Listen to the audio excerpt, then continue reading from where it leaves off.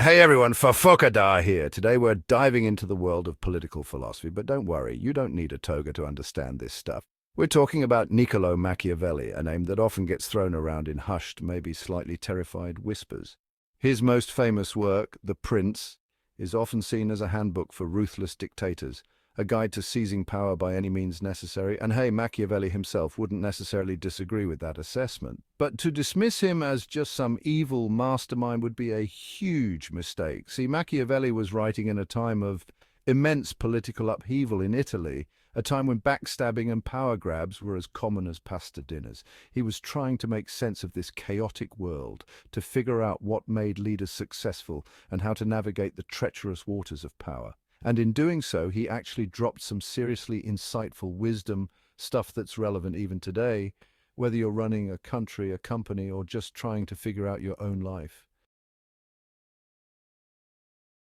All right, let's kick things off with Machiavelli's most infamous, most debated, most likely to make your philosophy professor launch into a 20-minute rant.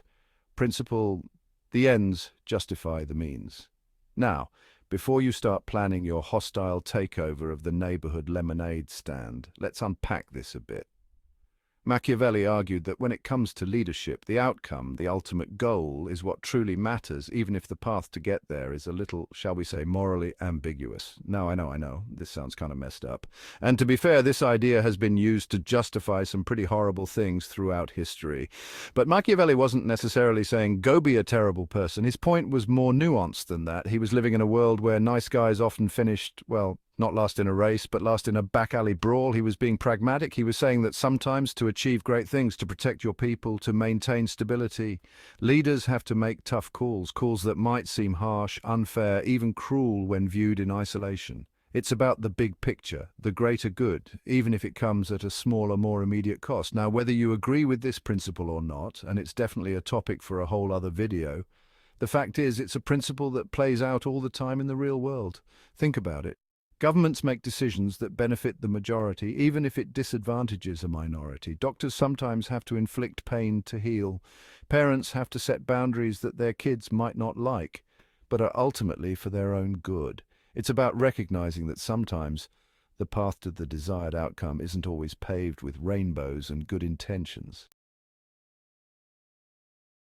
Okay, ready for another dose of Machiavelli's hard-hitting realism? Buckle up, because this one might sting a little. Machiavelli believed, and I'm paraphrasing here, that humans are by nature kind of selfish. Shocking, I know. But before you dismiss him as a cynical old grump, hear him out. Machiavelli wasn't saying this to be mean. He was just observing human behavior as it was, not as he wished it to be.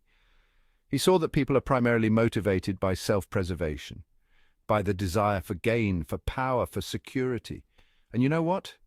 He was onto something.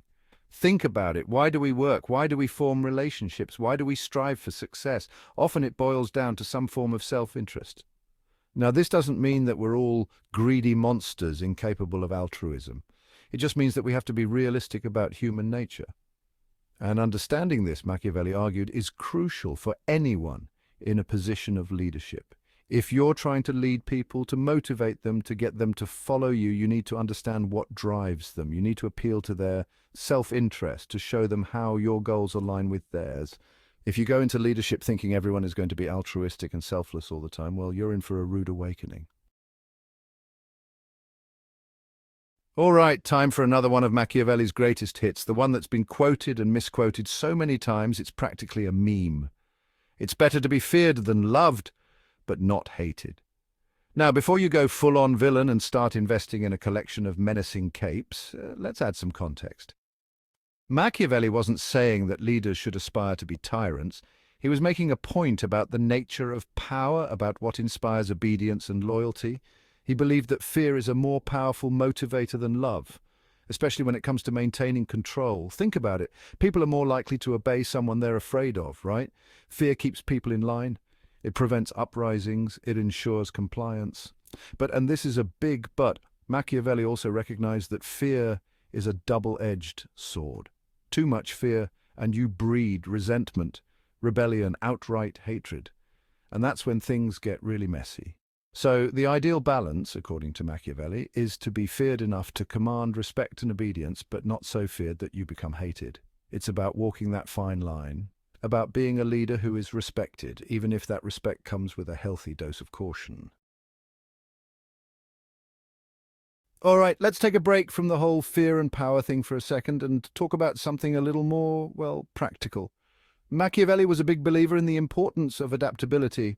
He saw that the world is a constantly changing place, full of unexpected events and shifting circumstances.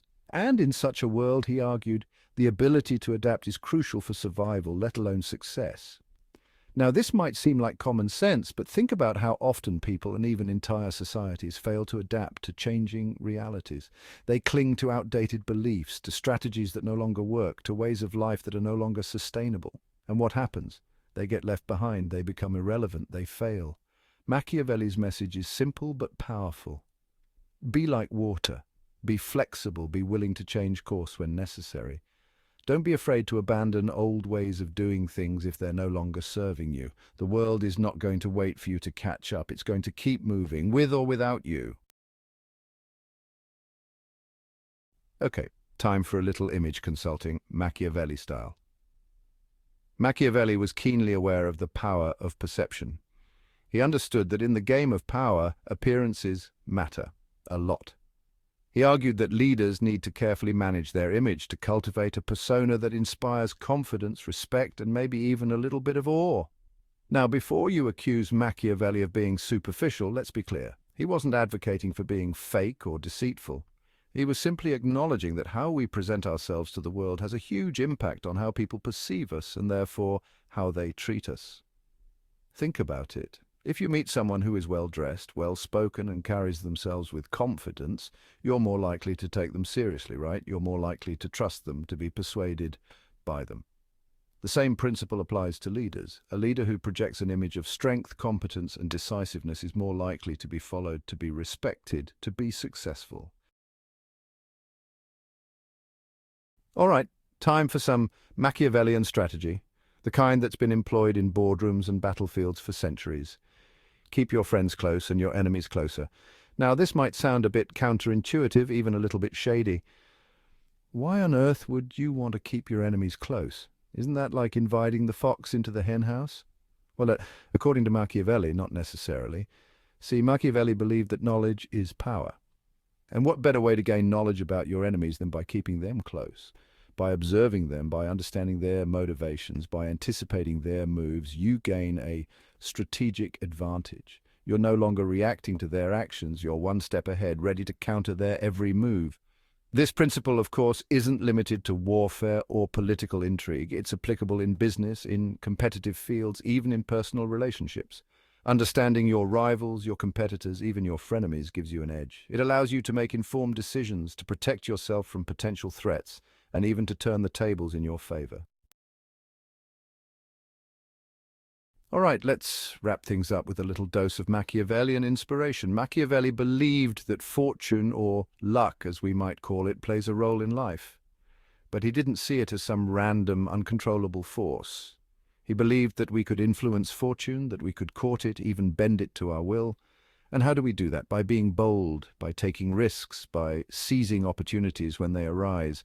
Machiavelli argued that being too cautious, too afraid of failure, can lead to missed opportunities, to a life lived in the shadows. He believed that true success, true greatness, often requires taking risks, stepping outside of our comfort zones, and daring to dream big. Now, this doesn't mean that we should all go out and make reckless decisions. Machiavelli wasn't advocating for blind faith or foolish gambles. He was talking about calculated risks, about weighing the potential rewards against the potential downsides, and then having the courage to act decisively. So there you have it. 7 timeless lessons from Machiavelli's The Prince, a book that's often demonized but ultimately offers a fascinating glimpse into the complexities of power, leadership, and human nature.